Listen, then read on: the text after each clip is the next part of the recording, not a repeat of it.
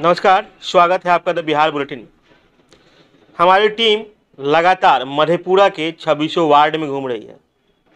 हर ward में जाके वहाँ के जो वार्ड पार्षद हैं उनसे जान रही है उनके कार्यकाल में, उनके विकास में कितना वार्ड में विकास उन्होंने किया है, उनका हिसाब किताब ले रही है। तो हमारी टीम इस वक्त पहुँची है वार्ड नंबर 12 में। शफीक आलम वार्ड पार्षद हैं इस वार्ड के।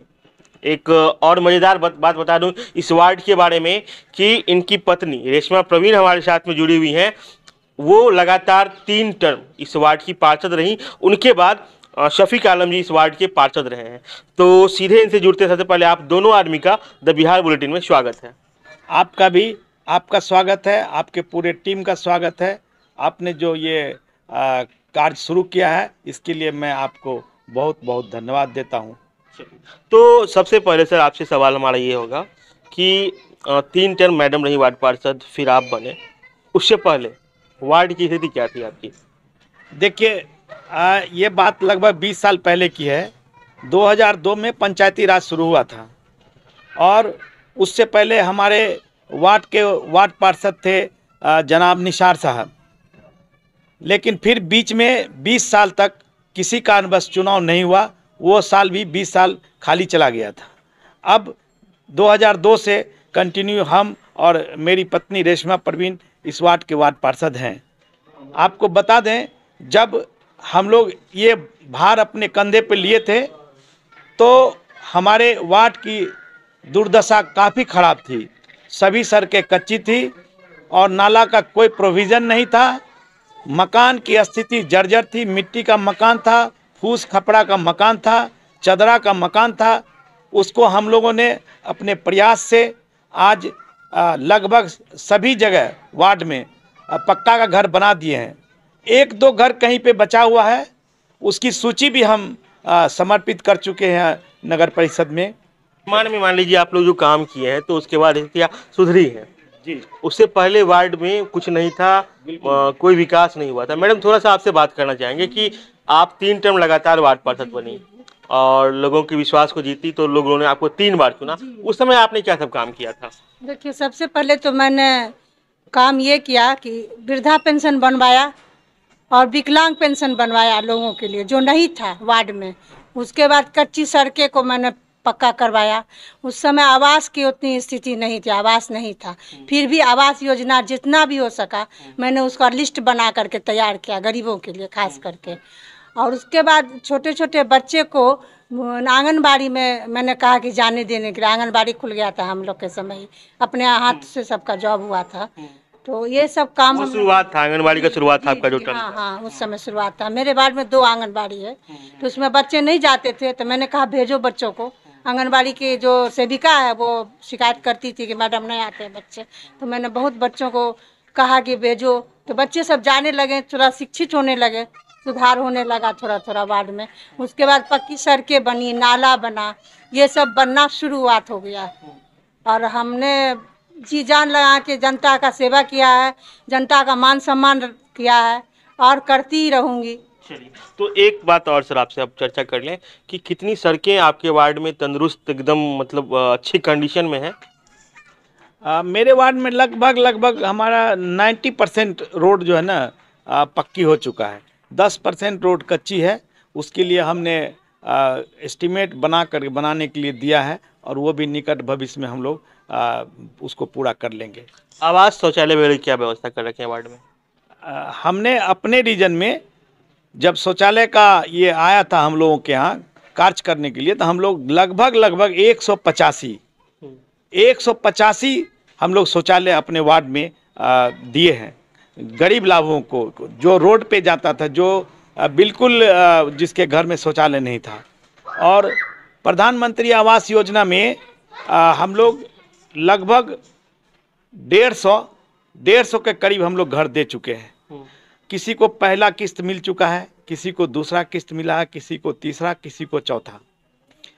और प्रधानमंत्री आवास योजना में अभी हमारा पेमेंट 1 महीना से रुका हुआ है, चूँकि नया अभी ये आया है, PFMS लागू होना है सरकार की तरफ से, तो वो अभी शुरू नहीं हुआ। इसके लिए जो है अभी पेमेंट नहीं हो पा रहा है, लेकिन आने वाले 2-4 दिन के अंदर वो PFMS चालू हो जाएगा। वो। तो फिर हम लोग पेंशन की क्या व्यवस्था है? पेंशन कितने आपके वार्ड में मिल रहे हैं अभी? हमारे वार्ड में लगभग सभी 60 वर्ष से ज़्यादा उम्र के कितनी संख्या होगी? 125-30 के करीब जो है लगभग पेंशनधारी है मेरे वार्ड में। हाँ, और अब तो सरकार ने ऐसा सुविधा निकाला कि आप खुद जाइए, उसमें वार्ड पार्षद का कहीं कोई भूमिका नहीं है। आप खुद जाइए और कंप्यूटर पर बैठिए, दुकान पे बैठिए वहाँ, और वो खुद अपने से आप वहाँ पे अप्लाई कर सकते हैं। इन चीज़ों के अलावा वार्ड में क्या उपलब्धियाँ आपकी रही हैं? देखिए, हम लोगों ने शुरू से BPL परिवार को लाभ दिया है और BPL भी बनवाने का काम किया था। अब तो खाद्य योजना जो है आ गया है, वो सभी के लिए 2 रुपये 3 रुपये किलो मिलता है, वो भी हम लोग लगभग बना दिए। 1-2 घर में छूटा हुआ है। और मेन समस्या की बात है तो जो कार्ड अभी बना हुआ 11 साल पहले ये PHH शुरू हुआ था, लेकिन है क्या कि वो 11 साल के बाद उस वक्त जो बच्चे जन्म नहीं लिए थे वो 11 साल का हो गया, अब उसका नाम नहीं जुड़ पा रहा है। इसके लिए सरकार को बहुत आसान सुलभ रास्ता निकालना पड़ेगा, और काफ़ी लोग डेथ भी कर गया है तो उसका नाम भी उसमें से कटना चाहिए। ये दोनों काम पे जो दोनों बात है उस पर काम नहीं हो पा रहा है। 11 साल पहले ये मायने रखता है, 11 साल तक उसका अभी तक रेनुअल नहीं हुआ है, फिर से जो है उसका अभी तक कोई नया राशन कार्ड का कोई पुनरीक्षण नहीं हुआ। चलिए, इन चीज़ों के अलावा कुछ और भी बात करना चाहेंगे। एक बात बताइए सर कि नगर परिषद में हालांकि नोटिफिकेशन जारी नहीं हुआ है, लेकिन चेयरमैन का चुनाव होने जा रहा है, और सरकार का जो गजट आया है उसमें क्लियर किया गया है कि इस बार जनता ही अपने चेयरमैन को चुनेगी। इस चीज़ को थोड़ा सा क्लियर करें सर कि जो मुसलमान आबादी है, तो क्या मधेपुरा नगर परिषद में इस बार इनकी तरफ से भी कोई नेतृत्व होगा? देखिए, ऐसा है कि मुसलमान भाइयों का उम्मीदवार अभी 1-2 है मैदान में, लेकिन हम लोग 1-2 नहीं से 4-5 नाम जो है मार्केट में भी फैल रहा है, लेकिन हमारी जानकारी में 1-2 है, और नोटिफिकेशन जारी 7 मार्च को होगा। उसके बाद हम लोग देखेंगे क्या करना है। अगर हमारे छोटे भाई इसार अहमद जो अभी वार्ड पार्षद हैं, अगर वो चेयरमैन के दौर में रहेंगे तो मैं नहीं रहूँगा, अगर वो रहेंगे तो मैं नहीं रहूँगा, अगर वो नहीं रहेंगे तो मैं निश्चित रूप से रहूँगा, चूँकि 20 साल तक जनता का सेवा किया हूँ, और इसके लिए हम सभी अपने समाज के लोगों से, मधेपुरा नगर परिषद के लोगों से विचार विमर्श करने के बाद इस पर हम कोई डिसीजन लेंगे। इरादा तो है, अब देखते हैं। इरादा है मतलब अगर महिला सीट होती है तो मैडम उम्मीदवार होंगी, अगर पुरुष सीट होता है तो आप उम्मीदवार? बिल्कुल हम जनता से पूछ के ही मैदान में उतरेंगे। हाँ, बिल्कुल इरादा है। अब देखते हैं कि जनता हम लोगों को कितना इसमें एक साथ होकर हमको मदद करती है, उसके पूछने के बाद ही हमको डिसीजन लेंगे। आपके वार्ड में अगर जनता आपको फिर से चुनती है, मौका देती है, तो कौन कौन सी समस्याएं रह गई हैं जिनको आप एक बार फिर से पूरा करने का प्रयास करेंगे? देखिए, मेरे वार्ड में सबसे बड़ा समस्या है कि मेरे यहाँ लगभग 50 या 40 रख लीजिए, 40 परिवार ऐसा है जो भूमिहीन है, और सरकार का ये गाइडलाइन है कि भूमिहीन लोगों को हम आवास नहीं दे सकते हैं। उसके लिए हम अलग से प्रपोजल कर रहे हैं कि हम लोग उसको घर बना के देंगे, या जिसका ज़मीन भूमिहीन को ज़मीन है उसके ज़मीन पर हम घर बना देंगे।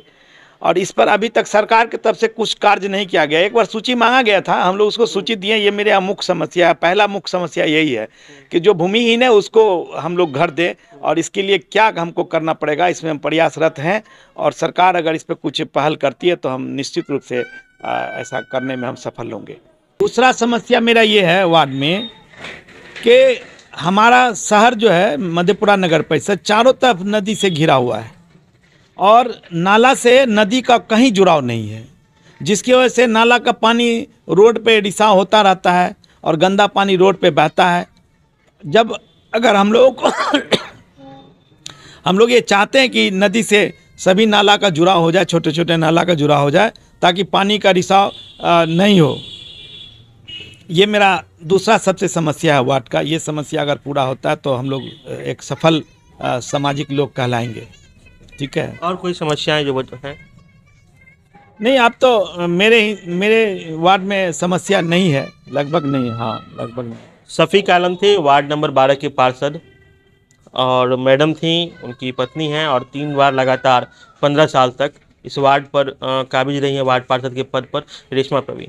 स्पष्ट कहना है कि अगर जनता मौका देगी तो इस बार फिर से इनके यहाँ से कोई ना कोई चेयरमैन पद के उम्मीदवार होंगे। उस वक्त इनकी क्या अपेक्षाएं होंगी, क्या प्लानिंग होगा, इस पे भी हम फिर से इनसे आएंगे और फिर से बात करेंगे। तब तक अगर इस खबर को आप फेसबुक पेज पर देख रहे हो, पेज को लाइक कर लें, यूट्यूब पर देख रहे हो, चैनल को सब्सक्राइब कर लें।